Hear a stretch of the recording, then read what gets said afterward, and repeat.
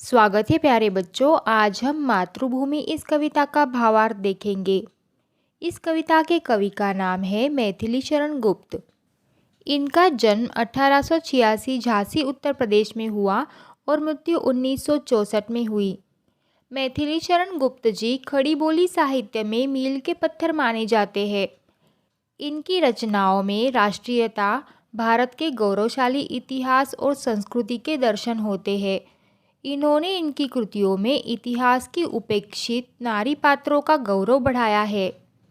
इनकी प्रमुख कृतियाँ हैं साकेत महाकाव्य, यशोधरा, जयद्रथ वध, पंचवटी, भारत भारती खंडकाव्य, रंग में भंग, राजा प्रजा नाटक आदि। प्रस्तुत कविता में कवि ने मातृभूमि का गौरवगान किया है।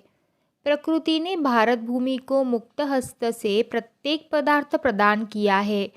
यहाँ की शस्य श्यामला भूमि, षड ऋतुएं, फल फूल, सदा नीरा नदियाँ, यहाँ प्राप्त खनिज सभी अनुपम हैं।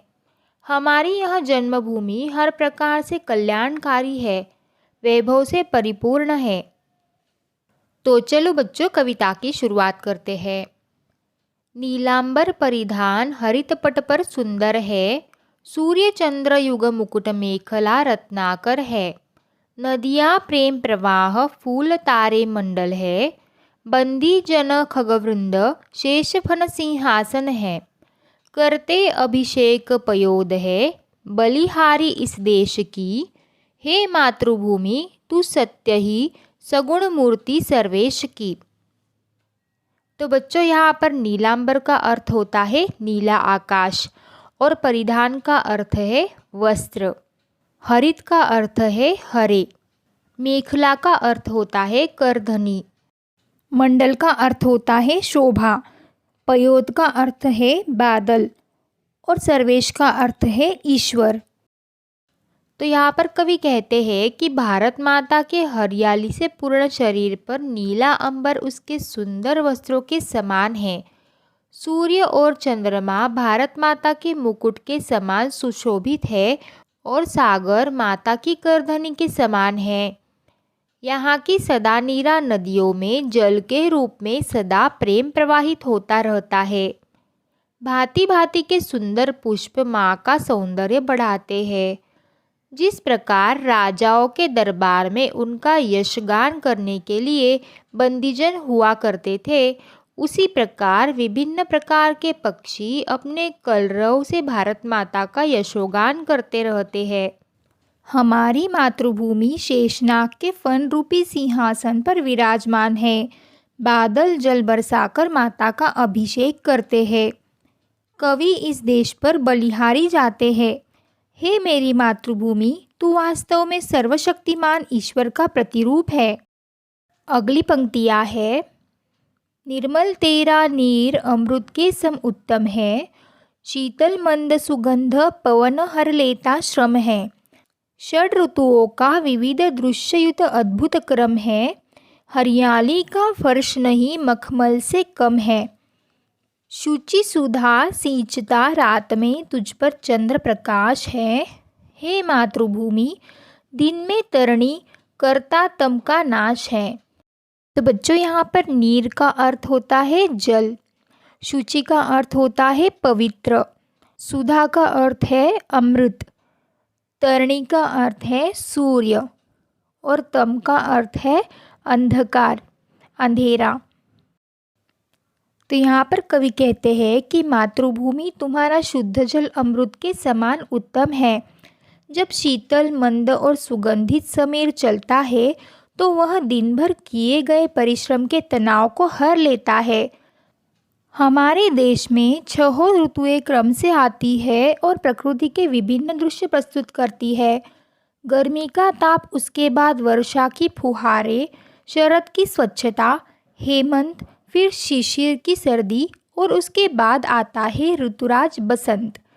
यहाँ की भूमि ऐसी हरी भरी है कि देखकर लगता है मानो हरे मखमल के फर्श बिछे हैं। रात्रि के समय चंद्रमा भारत भूमि को अपनी अमृत जैसी शीतल और पवित्र चांदनी से सींचता है। उसी प्रकार दिवस के समय सूर्य आकर तम का विनाश करता है। अगली पंक्तियाँ है, सुरभित सुंदर सुखद सुमन तुझ पर खिलते हैं, भांति भांति के सरस सुधोपन फल मिलते हैं। औषधियाँ है प्राप्त एक से एक निराली, खाने शोभित कही धातुअर रत्नों वाली। जो आवश्यक होते हमें मिलते सभी पदार्थ है, हे मातृभूमि वसुधाधरा तेरे नाम यथार्थ है। तो बच्चों यहाँ पर सुरभित का अर्थ है सुगंधित यानी कि सौरभित। सरस का अर्थ है रसपूर्ण यानी कि रस से भरे। सुधोपम का अर्थ है सुधा अर्थात अमृत जैसे। और वर का अर्थ है श्रेष्ठ। कवि कहते हैं कि भारत भूमि शस्य श्यामला है। प्रकृति ने हमारे देश को प्रत्येक पदार्थ मुक्त हस्त से प्रदान किया है। यहाँ भांति भांति के सुंदर सुगंधित रंग बिरंगे पुष्प खिलते हैं। अलग अलग ऋतुओं में भिन्न भिन्न रसपूर्ण अमृत जैसे फल यहाँ उत्पन्न होते हैं। भारत में अनेक प्रकार की वन औषधियाँ पाई जाती है। दूसरी ओर भारत भूमि में श्रेष्ठ रत्नों की अनगिनत खाने हैं। जीवन के लिए आवश्यक सभी पदार्थ यहाँ बहुतायत से प्राप्त है। हे मातृभूमि, तुम वसुधा और धरा संज्ञाओं को वास्तव में चरितार्थ करती हो। अगली पंक्तियाँ है, क्षमामयी तू दयामयी है, क्षेममयी है, सुधामयी वात्सल्यमयी तू प्रेममयी है, विभवशालिनी विश्वपालिनी दुख हरती है, भय निवारिणी शांतिकारिणी सुख करती है। हे शरणदायिनी देवी तू करती सबका त्राण है। हे मातृभूमि संतान हम, तू जननी तू प्राण है। तो बच्चों यहाँ पर क्षेममयी का अर्थ होता है कल्याणकारी। विभव का अर्थ है संपन्नता यानी कि बहुतायत। विभवशालिनी का अर्थ है वैभवशाली और विश्वपालिनी का अर्थ है विश्व का पालन। यहाँ पर कवि कह रहे हैं कि भारत माता तुम क्षमाशील हो। अपने संतानों के लिए तुम्हारा हृदय दया की भावना से परिपूर्ण है।